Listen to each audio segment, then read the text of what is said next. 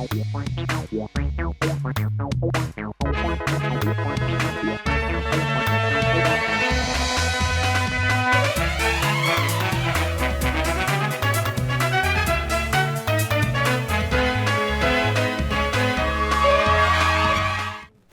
आप देख रहे हैं राष्ट्रीय समाचार और मैं हूं आपके साथ प्रिया पांडे। आइए एक नजर डालते हैं आज की हेडलाइंस पर। मोदी ने इंडिया जर्मनी संबंधों की प्लेटिनियम और सिल्वर जुबली पर जताया जोर, व्यापार $50 अरब पार। 20 साल बाद ठाकरे बंधु एक मंच पर, शिवाजी पार्क में मनपा चुनाव के लिए मराठी अस्मिता और एकता का आह्वान। गिरिराज सिंह का पश्चिम बंगाल पर तीखा हमला, कहा आतंकी सरकार और लोकतंत्र के जंग, भाजपा करेगी लोकतंत्र की बहाली। पटना में राष्ट्रीय युवा दिवस पर स्वामी विवेकानंद की जयंती धूमधाम से मनाई, राज्यपाल ने युवा पीढ़ी के लिए बताया प्रेरणा स्रोत। सूरत में फर्जी नोटों का भयंकर रैकेट फटा, 5 लाख के नकली नोटों के साथ परहेज हाड़िया गिरफ्तार। प्रधानमंत्री नरेंद्र मोदी ने इंडिया जर्मनी सीईओ फोरम में कहा कि भारत और जर्मनी अपने संबंधों की प्लेटिनम जुबली और रणनीतिक साझेदारी की सिल्वरी जुबली मना रहे हैं, जो हमारे रिश्तों में स्थायित्व और चमक दोनों दर्शाती है। मोदी ने बताया कि दोनों देशों के बीच साझेदारी साझा मूल्यों और आपसी विश्वास पर आधारित है और हर सेक्टर में आपसी फायदे के मौके मौजूद हैं। उन्होंने एमएसएमई से और जर्मनी के मेटल्सलैंड से मैन्युफैक्चरिंग सहयोग, आईटी और सेवाओं में तेजी से बढ़ते हुए सहयोग, ऑटोमोटिव, ऊर्जा, मशीनरी और केमिकल सेक्टर में जॉइंट वेंचर और रिसर्च सहयोग से नई टेक्नोलॉजी सामने आने का उदाहरण दिया। प्रधानमंत्री ने कहा कि इन मजबूत संबंधों से व्यापार को सीधा लाभ हुआ है, जो अब $50 अरब के आंकड़े को पार कर गया है।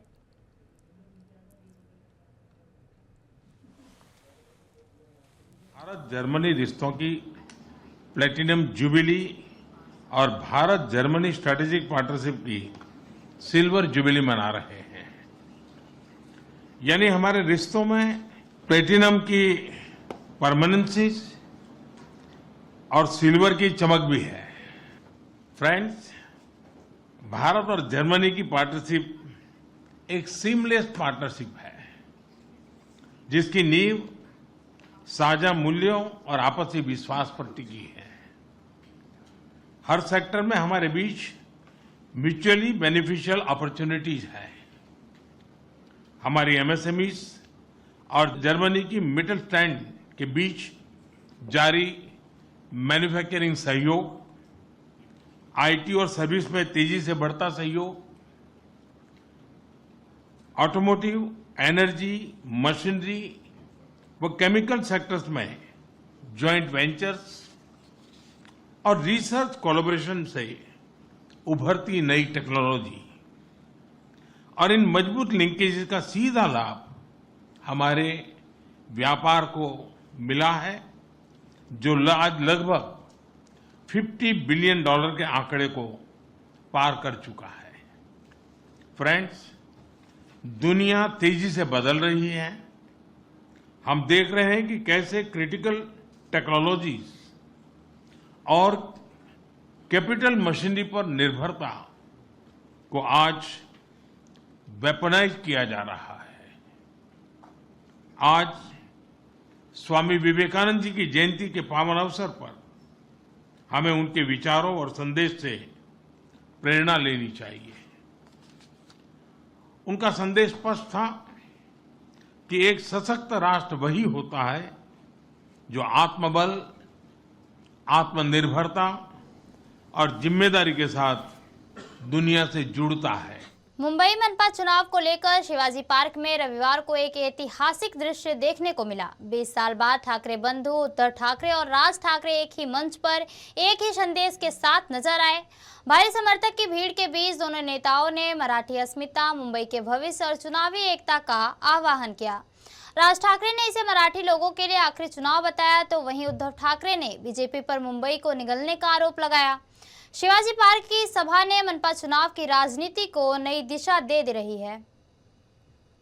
शिवाजी पार्क वही ऐतिहासिक मैदान जहां कभी बाला साहेब ठाकरे की आवाज गूंजती थी, आज वही 20 साल बाद ठाकरे परिवार की राजनीति ने नया मोड़ लिया। उद्धव ठाकरे और राज ठाकरे एक मंच पर और सामने अब तक की सबसे बड़ी भीड़। राज ठाकरे अपने भाषणों में भावुक नजर आए और उन्होंने बाला साहब ठाकरे व अपनी माता पिता को याद किया, कहते हुए कि वे आज इस ऐतिहासिक पल के गवाह होते। उन्होंने उपस्थित जनसभा को संबोधित करते हुए साफ संदेश दिया, ये मराठी लोगों का आखिरी चुनाव है। अगर आज वोट नहीं दिया गया तो कल शिकायत करने का हक भी नहीं बचेगा। ठाकरे के इस भावपूर्ण संदेश ने समर्थकों में जोश और उत्साह भर दिया। राज ठाकरे ने मंच से सरकार और बड़े उद्योगपति पर तीखा हमला बोला। उन्होंने कहा कि एयरपोर्ट से लेकर पोर्ट तक सब कुछ एक ही व्यक्ति अडानी के हाथों में सौंपा जा रहा है और सवाल उठाया कि एक आदमी पर इतनी मेहरबानी क्यों। इसके अलावा ठाकरे ने डुप्लीकेट वोटरों को लेकर सख्त चेतावनी भी दी और कहा कि इस तरह की अनियमितताओं को बर्दाश्त नहीं किया जाएगा। इनके इस बयान से चुनावी माहौल को और गरमाया है। मराठी माणसासाठी शेवटची निवडणूक आहे।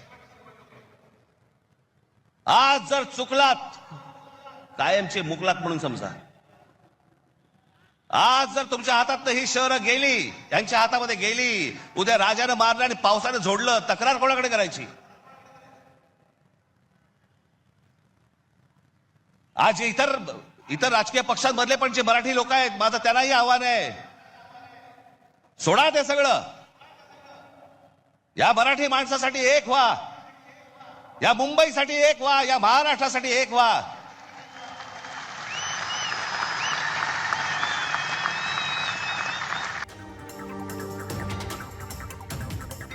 इसके बाद उद्धव ठाकरे ने मंच संभाला और कहा कि बीजेपी की राजनीति मुंबई को निगलने की कोशिश कर रही है। उद्धव ठाकरे ने जोर देकर कहा, हमारे मतभेद मराठी मानुस के लिए खत्म हो चुके हैं। उन्होंने स्पष्ट किया कि यह लड़ाई सत्ता की नहीं बल्कि मुंबई और महाराष्ट्र के अस्तित्व की है। उनके इस भाषण ने मराठी जनमानस में एकता और सुरक्षा की भावना को मजबूत किया। कारण मुंबई महानगरपालिकेची निवडणूक सुरुवात कोणी केली, महापौर कोण होणार, त्यांनी सुरुवात केली आणि आम्ही म्हणतो मराठी महापौर होणार, ते म्हणतात हिंदू महापौर होणार। मग देवेंद्र फडणवीस हिंदू आहेत की नाही हा पहिला माझा त्यांना प्रश्न आहे। जरा तपासून बघा, काय तपासायचं असेल तर। नाही म्हणजे डोकं वगैरे काय बर्थ सर्टिफिकेट वगैरे असं मी म्हणतोय। आम्ही अस्सल मराठी बोलणारे देशभक्त हिंदू आहोत, ही निवडणूक स्पष्ट आहे। आम्हाला महापालिका पाहिजे, का पाहिजे हे आम्ही दोघं सांगतोय। भाजपला का पाहिजे, कारण ती त्यांना अडाणीच्या हातात घालायची आहे। हा एक मुद्दा झाल्यानंतर 25 वर्षामध्ये शिवसेनेने केलेली कामं आणि गेल्या फक्त 4 वर्षामध्ये यांनी धुवून टाकलेली मुंबई हे फक्त समोर ठेवा। आणि मी ज्यांना मराठीबद्दल प्रेम तर सगळ्यांना आहेच, पण जो असाच एक मतदार आहे त्यांनी प्रश्न विचारायला पाहिजे की हे खरं आहे की हे खरं आहे। आज संपूर्ण मुंबई 90% खोदून ठेवलेली आहे। म्हणजे एक ते पर्यावरण तज्ञ आहेत, केस भट मला वाटतं त्यांचं नाव, त्यांनी सांगितलं दिल्ली ही व्हेंटिलेटरवर आहे तर मुंबई ही आयसीयू मध्ये आहे। उद्या आपण जगायचं कसं हे ठरवणारी ही निवडणूक आहे। आणि ही जी काय 90% मुंबई खोदलेली आहे, इकडून मेट्रो तिकडून मेट्रो, इकडून बोगदा तिकडून रस्ता खोदलाय, तिकडे फुटपाथ खोदलाय, चालायला जागा नाही, फिरायला जागा नाही। संपूर्ण मुंबईमध्ये धूळ आणि सिमेंटचं साम्राज्य आहे, पण त्याच्या प्रदूषणामध्ये त्या प्रदूषणात सुद्धा भ्रष्टाचार आहे। कारण या सर्व कामांसाठी जे सिमेंट वापरलं जाते त्यातलं 50 ते 60% सिमेंट हे अदानीच्या कंपनीकडनं खरेदी केलं जाते। तुम्ही बसा मांडत, हिंदू मुस्लिम महापौर कोण होणार, हा होणार का तो होणार, तो होणार का हा होणार. मराठी माणसाने केवळ घाम गाळून मुंबई नाही मिळवली, तर रक्त सांडून मिळवलेली मुंबई. आणि आज ते मोठे कोणी नेते राहिलेले नाहीयेत, पण आमची घराण्याची परंपरा म्हणून, एक आमचं कर्तव्य म्हणून आम्ही तुमच्यासारख्या सगळ्या सैनिकांच्या साथीने हे आक्रमण परतवण्यासाठी उभे राहिलेलो आहोत. आमच्या सोबत येणार आहात की नाही हे ज्याचं त्यांनी ठरवायचं आहे. शिवाजी पार्क की इस रैली ने साफ कर दिया कि मनपा चुनाव सिर्फ नगर निगम का चुनाव नहीं बल्कि मराठी पहचान और मुंबई के भविष्य की लड़ाई बन चुका है. अब फैसला मुंबई की जनता के हाथ में है कि वह किसे सौंपती है अपनी शहर की सामान.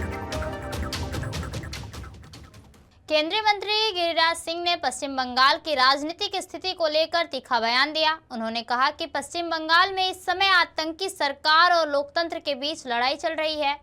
गिरिराज सिंह ने आरोप लगाया कि ममता बनर्जी की सरकार को इस बार जनता ध्वस्त कर देगी. उन्होंने दावा किया कि भाजपा पश्चिम बंगाल में लोकतंत्र स्थापित करेगी और राज्य से बांग्लादेशी घुसपैठियों को बाहर निकालेगी. पश्चिम बंगाल में आतंकी सरकार और लोकतंत्र के बीच लड़ाई है भारतीय जनता पार्टी को. वहाँ पश्चिम बंगाल में आताताई आतंकी मुस्लिम परस्त बांग्लादेशी घुसपैठियों की परस्त ममता बनर्जी की सरकार को इस बार ध्वस्त होना है और भारतीय जनता पार्टी वहां लोकतंत्र स्थापित करेगा और बांग्लादेशी घुसपैठियों को निकालेंगे. गुंडागर्दी के बल पर अब वो सरकार नहीं चली.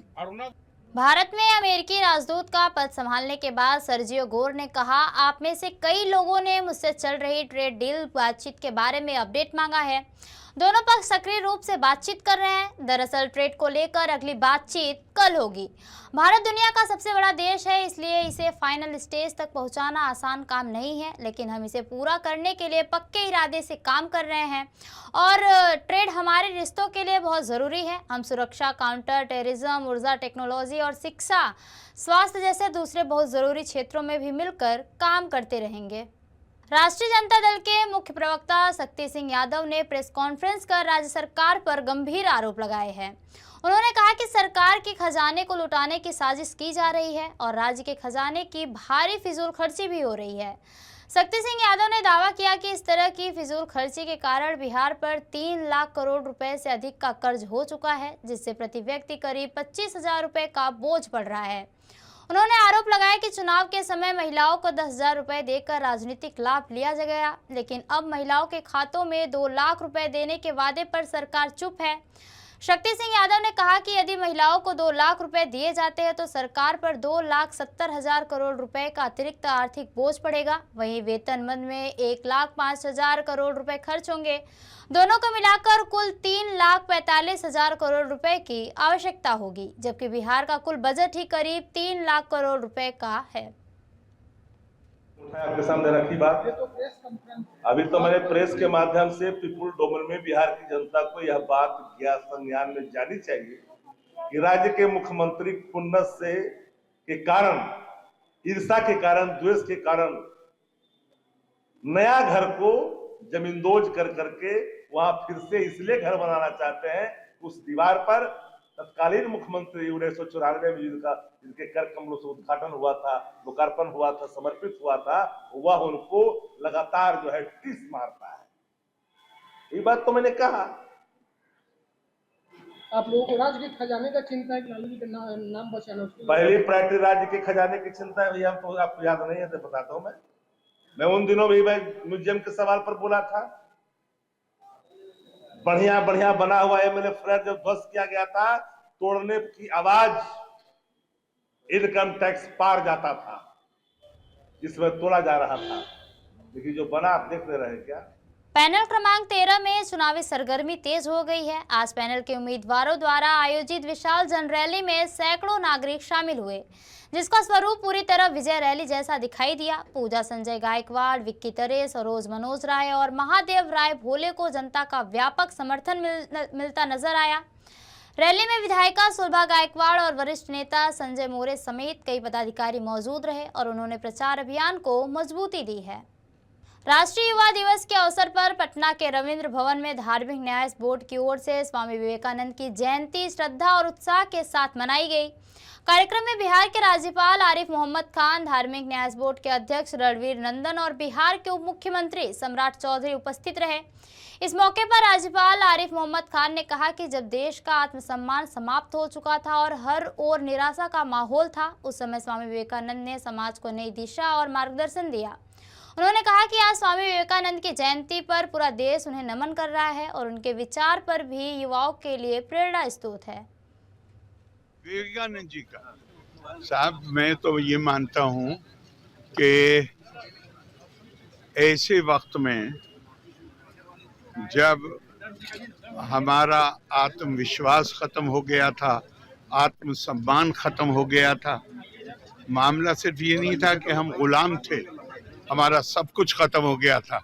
उस वक्त स्वामी विवेकानंद ने अपनी बातों से हमारे आत्मविश्वास को जिंदा किया, हमारे आत्मसम्मान को जिंदा किया और उन्हीं की शिक्षा का नतीजा गांधी जी पे कितना प्रभाव था उनका, जो हमारे स्वतंत्रता सेनानी थे दूसरे, उन पर कितना प्रभाव था।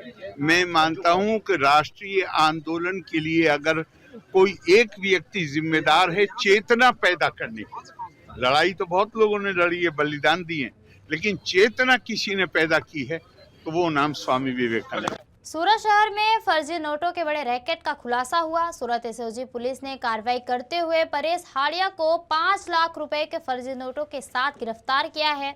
जांच में सामने आया कि वह पिछले 1 साल में करीब 25 लाख रुपए के फर्जी नोट बाजार में खपा चुका है। पुलिस के अनुसार इस पूरे नेटवर्क का संचालन सावरकुंडला डिस्ट्रिक्ट से किया जा रहा था, जहां का रहने वाला राजू वघम सिंह इस गिरोह का मुख्य आरोपी है।